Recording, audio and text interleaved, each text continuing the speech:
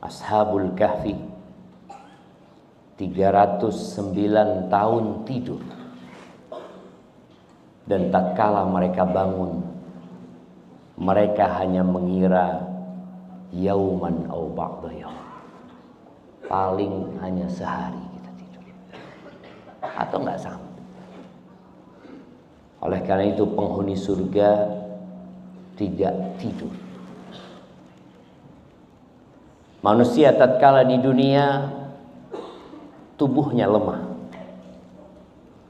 dia memerlukan bantuan Sang Pencipta sekuat apapun.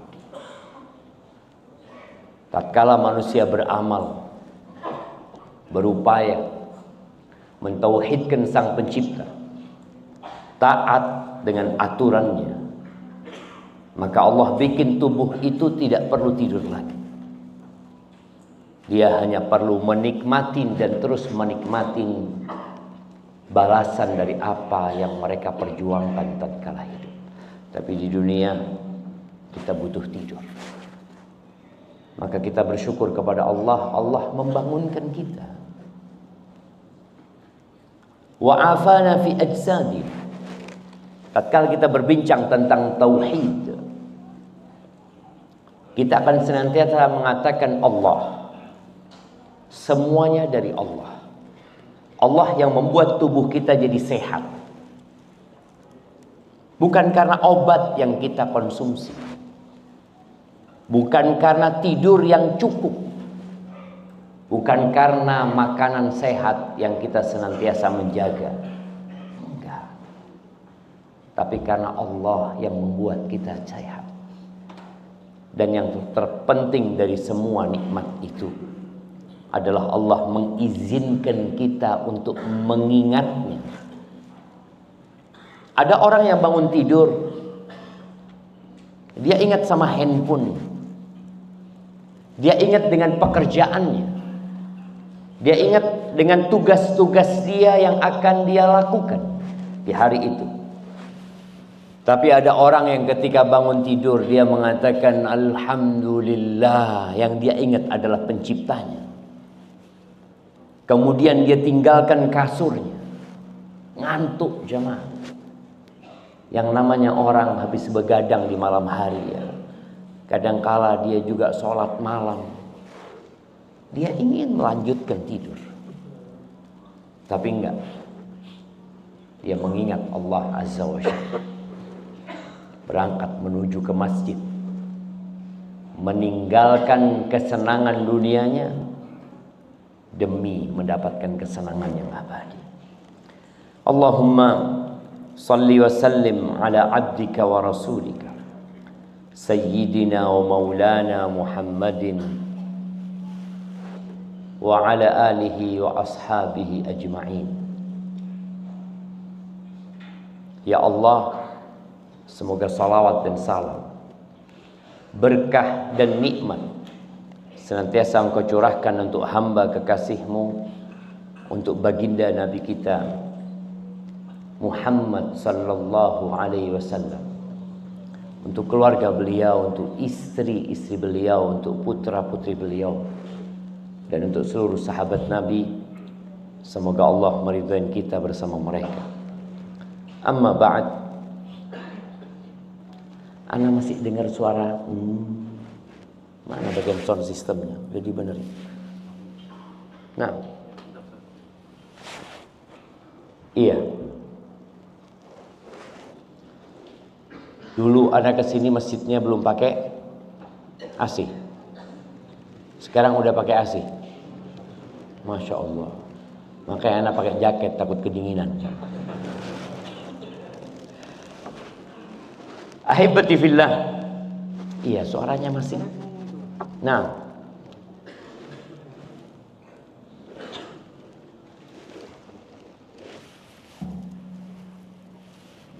ini dimatikan.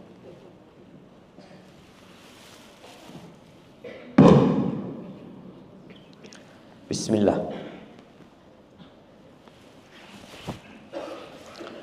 Jamaah rahimakumullah, lebih enak. Nah. Ini dipindahkan saja jemaah. Anak takut ditembak sama.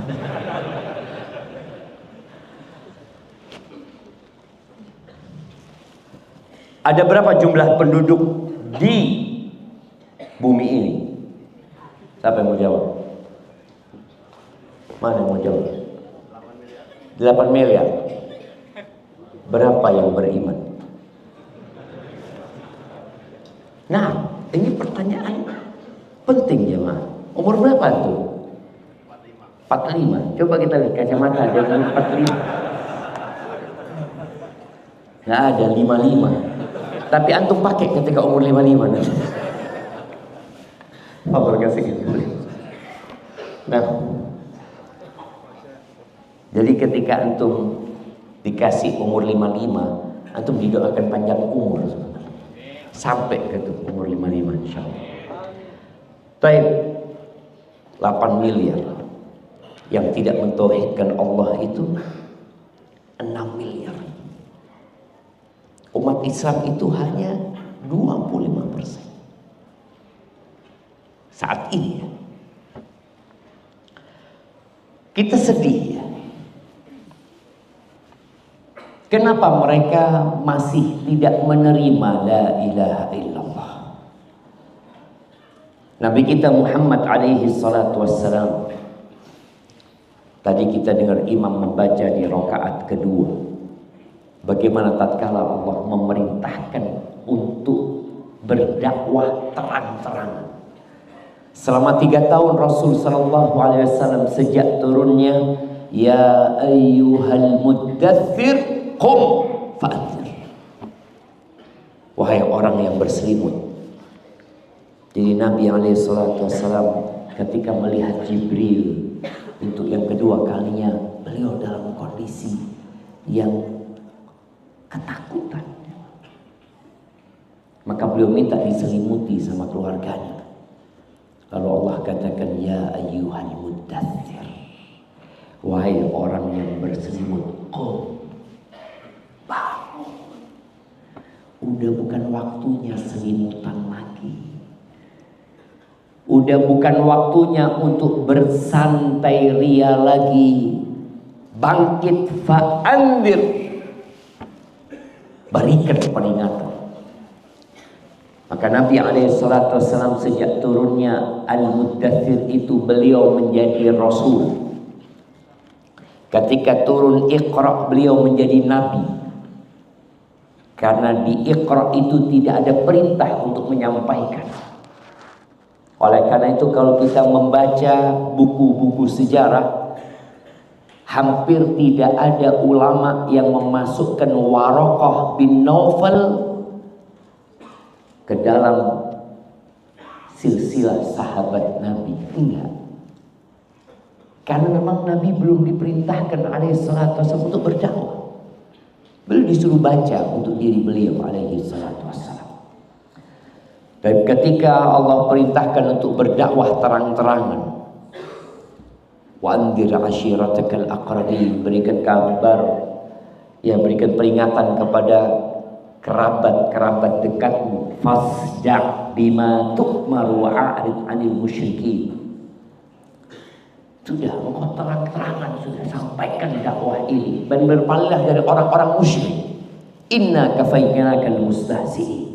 Kami akan mencukupimu dari orang-orang yang bakal membuli, bakal menghinamu. Dan betul ketika Nabi SAW berdakwah terang-terangan, beliau dihabisi oleh kaumnya, dicaci, dimaki, dihinakan. Sampai Allah mengatakan walaqad na'lamu annaka yadhiqu sadruka bima yaqulun.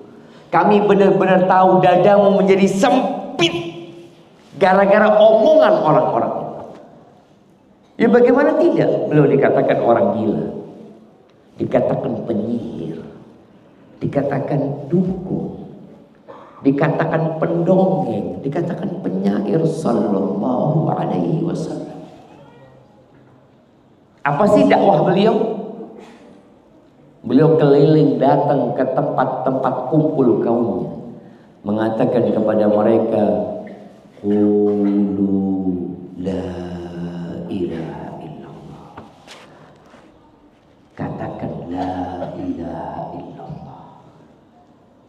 Ucapan ini ucapan yang mudah diucapkan. Apalagi oleh bangsa Arab yang sejak lahir bisa bahasa Arab. Kenapa mereka tidak mau mengatakan ucapan yang mudah itu? Nah, siapa yang mau jawab? Kenapa mereka nggak mau? Apa konsekuensi? Iya, barakallahu fikum. Antum nggak pakai kacamata kan? Nah,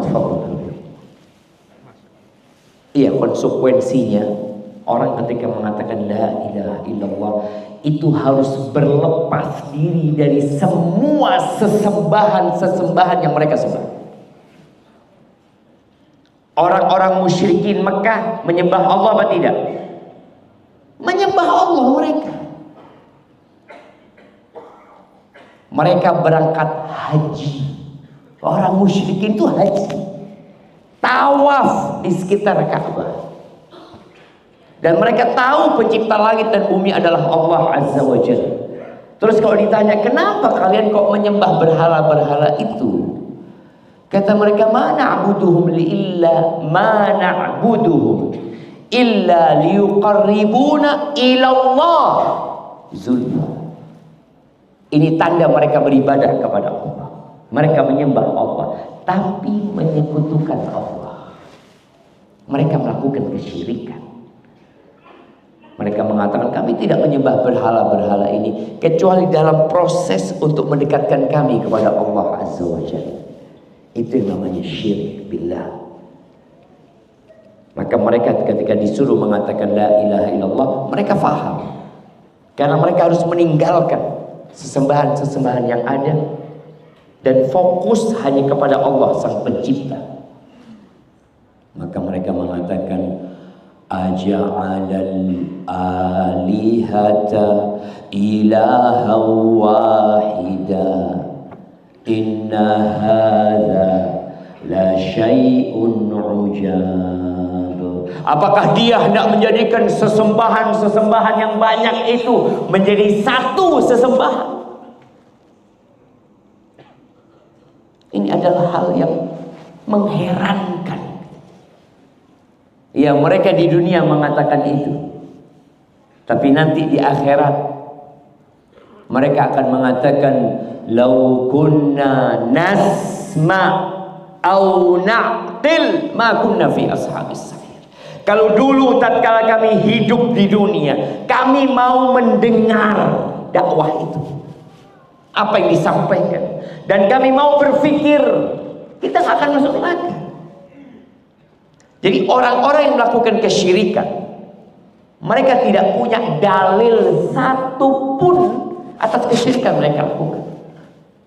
Sejak Nabi Nuh sampai Nabi Muhammad sampai kelak hari kiamat, mereka tidak memiliki satu dalil pun atas kesyirikan mereka. Kalau ditanya kenapa kok kalian sembah, jawab mereka, inna wajadna aba'ana, dari dulu sudah nenek moyang kami. Mereka akan bersembunyi di balik budaya, di balik tradisi, di balik nenek moyang mereka. Kalau ditanya mana dalilnya kalau ini pantas disembah, apa sih yang mereka ciptakan? Nama-nama Tuhan itu hanya karangan mereka. Oleh karena itu Nabi Yusuf alaihissalam, ketika beliau di penjara, kemudian bertemu dengan dua orang yang juga di penjara. Lalu dua orang ini bermimpi. Karena melihat Nabi Yusuf orang soleh, mereka minta ditakwilkan mimpinya. Tapi ternyata Nabi Yusuf tidak menakwilkan mimpi mereka kecuali setelah berdakwah. Ini penting. Ketika antum di posisi dibutuhkan sama orang, minta takwil mimpi. Minta takwil mimpi. Nabi Yusuf memanfaatkan kesempatan itu untuk menyelamatkan keduanya dari api neraka. Tapi kita kadang-kala tidak. Ahibati fillah, Ja'far bin Abi Thalib. Kita tahu setelah Nabi SAW dakwah terang-terangan, banyak sahabat yang disiksa, dipaksa untuk keluar dari agamanya. Padahal mereka hanya mengatakan la ilaha illallah. Akhirnya hijrah ke Habasyah. Pertanyaannya, kapan terjadi hijrah ke Habasyah? Nah, nih kalau bicara tauhid, hidup mulia dengan tauhid kadangkala harus meninggalkan negerinya. Kadangkala harus siap bersusah payah demi menjaga tauhid. Jemaah, kapan hijrahnya para sahabat sebelum ke Madinah ke Habasyah? Nah, mana yang mau jawab? Masya Allah, kirim-kirim ke belakang sana jemaah. Tahun kelima kenabian. Artinya setelah 5 tahun berdakwah, bukan 5 tahun sebenarnya, setelah 3+2. Apa bedanya? 3+2. Siapa yang menyebutkan bedanya 3+2? Sama-sama 5. Cuma yang 3 ini sembunyi-sembunyi, maka tidak mendapatkan perlawanan karena sembunyi-sembunyi. Jadi sebenarnya penindasan orang-orang musyrik itu berapa tahun? 2 tahun. Setelah dakwah terang-terangan, mulai mereka lihat siapa yang masuk Islam ini. Oh fulan, ketahuan. Maka kabilah-kabilah yang kuat akan menyiksa yang lemah. Akhirnya sahabat demi tauhid mereka, belum sholat 5 waktu belum diwajibkan, kemudian puasa Ramadan belum, jilbab belum wajib. Yang ada la ilaha illallah, tauhid mereka. Itu yang mereka ingin selamatkan. Kalau pakaian mereka, tetap mereka seperti orang musyrikin pakaiannya. Yang perempuan nggak pakai jilbab, yang laki-laki juga seperti mereka. Khomer masih minum jemaah. Karena diharapkannya khomer di mana? Di Madinah. Mereka benar-benar hanya mentauhidkan Allah, meninggalkan segala bentuk sesembahan selain Allah Azza wa Jalla. Itu sudah dikucilkan oleh masyarakat.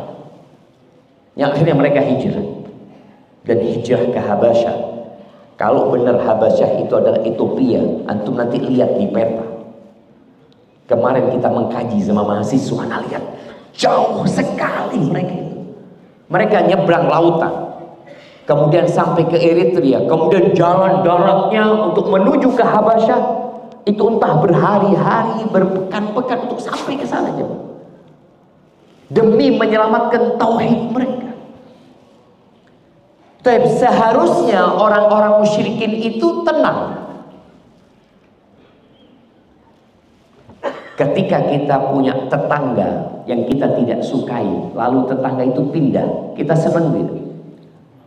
Alhamdulillah, pindah sudah dia, nggak ketemu lagi sama dia. Itu kalau kebenciannya karena urusan dunia. Tapi kalau kebencian dan permusuhannya karena agama, ke ujung dunia antum akan dicari. Dan orang musyrikin gak terima dengan hijrahnya ya 80 sahabat kira-kira atau kurang dari itu menuju ke Habasyah. Mereka tidak terima. Akhirnya mereka kirim orang untuk mengembalikan orang-orang mukmin ini dari Habasyah ke Mekah. Untuk diapakan dibalikan? Untuk disiksa. Mereka utus 2 orang, Amr bin As dan Abdullah bin Abi Umayyah, berangkat ngobrol sama Raja Habasyah, Nasrani, Najasyi. Disampaikan bahwa nih di kampungmu nih ada kaumnya kamu yang mereka meninggalkan agama nenek moyang mereka dan mereka tidak masuk ke agamamu. Mereka meninggalkan agama orang-orang musyrikin dan tidak menjadi Nasrani, gitu. Maka kembalikan mereka kepada kamu. Kata Najasyi, tunggu dulu, aku mau dengar dari mereka. Ini kan klaim sepihak. Maka dipanggil Ja'far bersama umat Islam. Lalu ditanya sama raja, kalian ini kenapa? Ada urusan apa sama kaum kalian sampai minta suaka? Kemudian ceritalah Ja'far bin Abi Thalib. Dia mengatakan, ayyuhal malik, wahai raja. Ini penting jamaah, kalau antum ngomong sama orang besar, untuk tetap memberikan kedudukan dia. Panggil dia raja-raja. Nabi SAW ketika tulis surat ke Raja Romawi di Palestina, Heraklius, beliau nulis apa? Min Muhammadin sallallahu alaihi wasallam ila Herakl azimir Rum, yang diagungkan oleh Romawi. Dia musyrik, tapi dia diagungkan oleh siapa? Oleh kaum. Maka Ja'far mengatakan, ayyuhal malik, wahai raja, kunna qauman ahla jahiliyah. Kita dulu itu masyarakat jahiliyah. Ya, mungkin nggak tahu Najasyi apa maksudnya masyarakat jahiliyah. Maka Ja'far mulai mendetailkan tentang kami na'budul asnam, batu-batu kami sembah. Orang yang menggunakan akal sehatnya nggak akan menyembah batu, jemaah. Nabi Ibrahim alaihissalam ketika menghancurkan berhala-berhala kaumnya, lalu yang paling besar itu nggak dihancurkan, dengan harapan orang-orang ini pakai akalnya. Kapaknya ditaruh di sana, disebutkan. Kemudian Nabi Ibrahim disidang, ditanya, a'anta fa'alta hadza bi alihatina ya Ibrahim? Apakah engkau yang melakukan ini kepada Tuhan-Tuhan kami? Bayangin jemaah, manusia bisa menghancurkan Tuhan. Engkau yang melakukan ini kepada Tuhan-Tuhan kami? Wahai Ibrahim, kata Nabi Ibrahim, bal fa'alahu kabiruhum hadza. Aku bukan itu yang paling besar yang melakukan itu semua. Nabi Ibrahim tidak menyuruh tanya kepada yang besar, karena orang yang melakukan dosa bisa bersilat lidah kemudian mengatakan enggak, bukan aku, gitu kan. Yang perlu ditanya siapa? Korbannya. Maka Nabi Ibrahim mengatakan fas'aluhu min kanu yantiqun. Kalian tanyakan kepada korban-korbannya dia tuh, kalau mereka bisa bicara. Apa yang terjadi? Faraja'u ila anfusihim. Mereka akhirnya sadar, jemaah. Masa kita suruh tanya sama patung? Mereka mikir, gimana kau Ibrahim? Kau nyuruh kami tanya sama patung? Yang gila yang mana ini, jemaah? Yang nyuruh apa yang disuruh? Lu kalian sembah mereka, kok sekarang suruh tanya, nggak mau tanya? Mungkinkah orang itu bertanya kepada patung, yang ngobrol sama patung, Mas, sejak kapan kamu di sini, Mas? Tapi ternyata mereka tetap, mereka hampir sadar. Tapi ketika ingat dengan nenek moyang, mereka sembah lagi itu. Bahkan mereka bakar Nabi Ibrahim. Dibakar Nabi Ibrahim. Nabi Ibrahim keluar dari api selamat. Beriman kaumnya? Enggak beriman mereka, jemaah.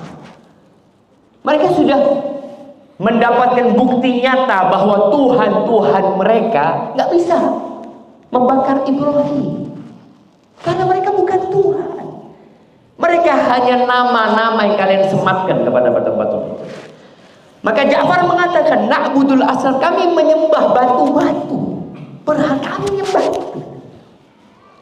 Wa na'kulul maita, bangkai kami makan.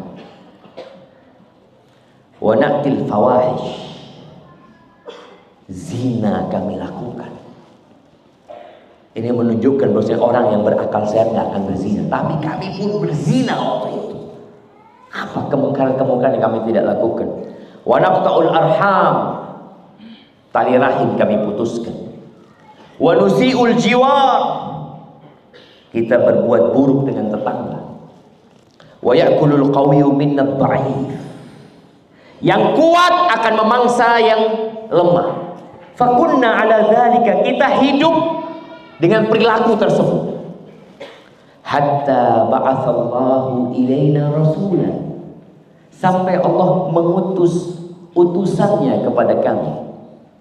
Minna, dari kami dia, bukan orang lain. Na'rifu nasabahu, kami tahu sama nasabnya. Wa sidqahu wa amanatahu wa afafahu, kami tahu dia orang baik, orang yang jujur, orang yang amanah, orang yang menjaga kehormatan diri. Artinya kita melihat bagaimana 40 tahun Nabi SAW hidup di kota Mekah. Seluruh penduduk Mekah bersepakat bahwa beliau paling mulia. Ketika pertikaian dalam prosesi peletakan Hajar Aswad 5 tahun sebelum Nabi diutus SAW, itu penduduk Mekah hampir perang dan Ka'bah hampir banjir darah gara-gara Hajar Aswad. Setelah 3 hari mereka mengatakan, udahlah kita jadikan orang yang pertama masuk dari pintu ini sebagai penengah di antara kita. Mereka mengatakan, oke, kita siap. Muncul nih hamba Allah yang bernama Muhammad bin Abdullah bin Abdul Muttalib bin Hashim, belum jadi nabi sallallahu alaihi wasallam. Ketika datang beliau, mereka mengatakan, hadza Muhammadun radina bihi hadzal amin. Ini Muhammad, orang yang terpuji, kami ridho sama dia untuk menjadi penengah. Dia orang yang terpercaya. Ini yang mengatakan adalah pemimpin-pemimpin Quraisy. Kenal sekali mereka dengan Muhammad alaihi salatu wassalam. Kemudian fada'ana ilallahi linuwahidahu wa na'budahu, dia mengajak kami untuk mentauhidkan Allah. Tauhid itu artinya kita meyakini, mengimani bahwa Allah itu esa dalam penciptaannya, dalam pengaturan alam semesta ini. Allah esa, Allah yang menurunkan hujan, Allah yang menumbuhkan tumbuh-tumbuhan, Allah yang menciptakan pulau-pulau ini, Allah Jalla Jalla. Kemudian Allah esa dengan nama-namanya yang indah, sifat-sifatnya yang mulia. Lalu hanya Allah yang pantas untuk diibadahi. Di sini masih ada tempat pesugihan, ya. Nah, ada nggak tempat pesugihan di Batam ini? Ada, Ustaz, udah sugih semua. Nah, di beberapa daerah ada tempat orang mencari pesugihan. Dia berpikir kalau dia berangkat ke tempat itu, memohon di tempat itu, dia akan kaya. Padahal yang kasih rezeki adalah Allah Azza wa Jalla. Innallaha huwar razzaq dzul quwwatil matin. Allah yang maha memberi rezeki, Allah yang maha kuat dan perkasa. Kemudian tadi yang namanya tauhid adalah mengimani bahwa Allah esa dalam penciptaannya, dalam pengurusan alam semesta ini. Allah esa dengan nama-namanya yang indah, sifat-sifatnya yang mulia. Gak ada yang membantu Allah dalam penciptaan alam semesta ini. Gak ada yang menyamai Allah, dan hanya Allah yang pantas untuk disembah. Tapi tadi 6 miliar manusia tidak mentauhidkan Allah. Walaupun dia orang baik, walaupun orang soleh, neraka tempat. Apabila dia tidak mentauhidkan Allah Azza wa Jalla. Inna dina 'indallahi Islam. Sesungguhnya agama ini ya Allah hanyalah Islam. Orang Islam kalau melakukan kesyirikan, Muslim, dia berangkat haji 7 kali, umroh 20 kali, bangun masjid, tapi dia melakukan kesyirikan, Allah mengatakan walaqad uhiya ilaika wa ilal ladzina min qablika la in asyrakta la yahbatunna amal wa la takunanna minal khasirin. Telah diwahyukan kepadamu dan kepada nabi-nabi sebelum, apabila engkau, ini Allah mengatakan kepada Nabi Muhammad SAW, apabila engkau melakukan kesyirikan, semua amalanmu gugur dan engkau akan menjadi orang-orang yang rugi. Maka di sini Ja'far memberikan penjelasan tentang dakwah Rasul sallallahu alaihi wasallam. Dia mengajak kami untuk mentauhidkan Allah dan beribadah hanya kepadanya. Wa nakhla, ini pentingnya. Orang jangan hanya menyembah Allah, tapi ternyata dia masih punya sesembahan selain Allah. Dia mengatakan wa nakhla ma kunna na'bud wa aba'una min duni minal hijarati wal awthan. Dan kita berlepas diri dari semua sesembahan yang disembah oleh kami dan nenek moyang kami. Apapun bentuknya, mau batu, mau kayu, apapun. Dan orang yang mentauhidkan Allah jemaah akan dapat apa? Ini baru mukadimah kita jemaah. Belum masuk ke apa tema kita? Hidup indah, mulia dengan tauhid. Nah, mulia dengan tauhid. Orang yang mentauhidkan Allah Azza wa Jalla, kita tahu tauhid ini adalah pertanyaan pertama di alam kubur. Dan kewajiban pertama di alam dunia. Kewajiban pertama itu adalah mentauhidkan Allah. Asyhadu an la ilaha illallah wa asyhadu anna Muhammad Rasulullah. Dan pertanyaan pertama di alam kubur adalah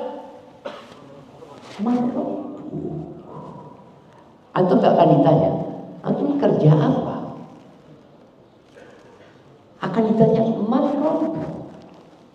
madinuk wa man nabi. Ini pertanyaan bukan dihafal jawabannya. Ini pertanyaan diamalkan jawabannya. Kalau cuma menghafal, orang kafir pun hafal. Kalau ditanya, kira-kira pertanyaan di kuburan apa buat orang Islam? Oh, tahu saya. Akan ditanya siapa Tuhannya. Insyaallah. Waktu anak udah habis. Tadi MC mengatakan sampai jam berapa? Sampai jam 6 itu sama pertanyaan. Nah, Ana sebenarnya kepingin sampai zuhur di sini. Tapi pesawatnya nggak mau nunggu, itu masalahnya dia. Nggak ada dia, oh Ustaz Syafiq ditunggu, nggak ada dia ditunggu. Anak kok bicara itu gara-gara antum kasih itu jadi lupa. Nah, iya, artinya orang-orang non muslim pun kalau cuma menjawab pertanyaan itu, mereka dikasih pertanyaan lalu dikasih jawab, mereka akan menghafal. Makanya orang-orang munafik ketika ditanya man rabbuk, man nabiyuk, madinuk, dia akan mengatakan la adri, aku nggak tahu, kata dia. Sami'tun nas yaqulun faqul, aku mendengar orang ngomong itu maka aku menghafalnya, bukan mengamalkannya, bukan meyakininya, tapi dia ikut-ikutan saja. Maka nggak bisa jemaah. Kita nggak akan bisa menjawab kalau ternyata kita hanya ikut-ikutan, kita tidak meyakini. Dan kalau bicara hidup mulia dengan tauhid, ya ada banyak keutamaan orang yang mentauhidkan Allah. Yang pertama, dia akan merasakan kedamaian dan keamanan di dunia dan di akhirat. Allah Azza wa Jalla mengatakan, alladzina amanu wa lam yalbisu imanahum bizulmin ulaika lahumul amnu wa hum muhtadun. Orang-orang yang beriman dan tidak mencampur adukkan keimanan mereka dengan kezaliman.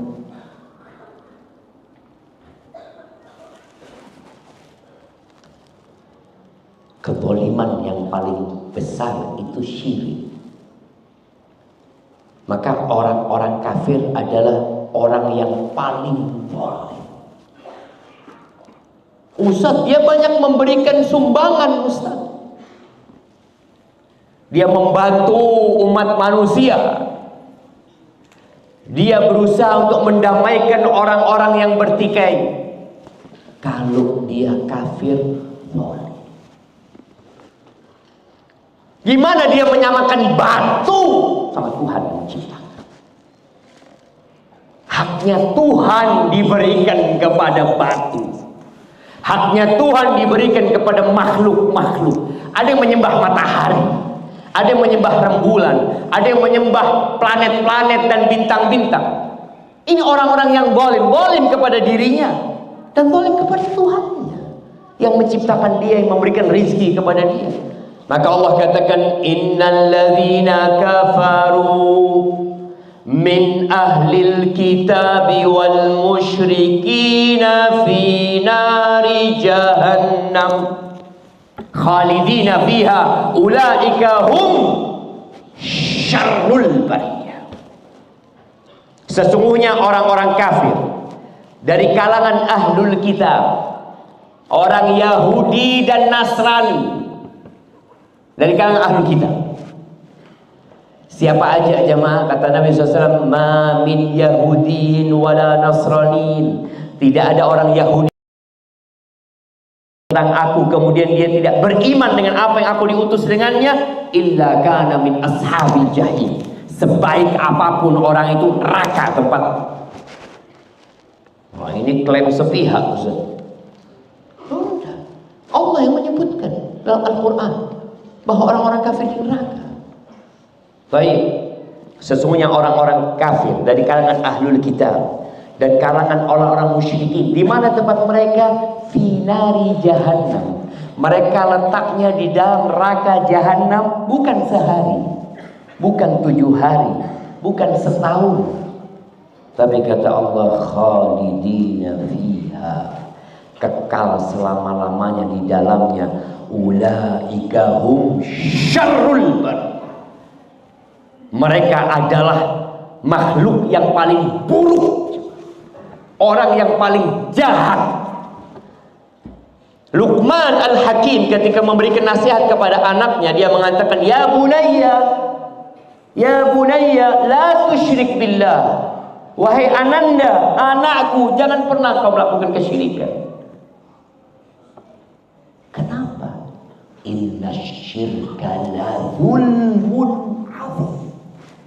Syirik itu kezaliman yang sangat besar sekali. Makanya satu-satunya dosa yang tidak diampuni oleh Allah Azza wa Jalla, syirik. Seorang yang berzina mungkin diampuni? Mungkin. Yang membunuh? Mungkin. Yang korupsi? Mungkin. Apalagi engkau sebutkan semua kezaliman dilakukan manusia. Ada kemungkinan Allah mengampuni, iya. Kalau nggak diampuni, masuk neraka. Tapi nggak akan kekal di neraka ketika dia mentauhidkan Allah Azza wa Jalla. Allah sudah mengatakan, ulaika lahumul aman. Mereka dapat keamanan, ada jaminan masuk surga. Ya tinggal dilihat. Kalau orang ini mentauhidkan Allah dan jauh dari semua kezaliman yang kecil-kecil tadi, maka insya Allah dapat keamanan yang sempurna, langsung masuk surga. Ada orang yang masuk surga tanpa hisab, tanpa azab. Ada. Tadi ketika tauhid, dia dapat keamanan yang sempurna. Tapi kalau dia masih, tapi kalau orang baik dalam pandangan manusia, orang soleh, orang yang kalau nyumbang mungkin saudara sang soleh, orang yang kalau nyumbang mungkin saudara-saudara kita dibantai di Gaza, ya, dikasih suaka mereka, yaitu usaha untuk mengeluarkan mereka dari negerinya. Ini negerinya mereka sendiri. Waktu anak tinggal 7 menit, Di ayat 55 Allah mengatakan wa'adallah, Allah berjanji kepada siapa?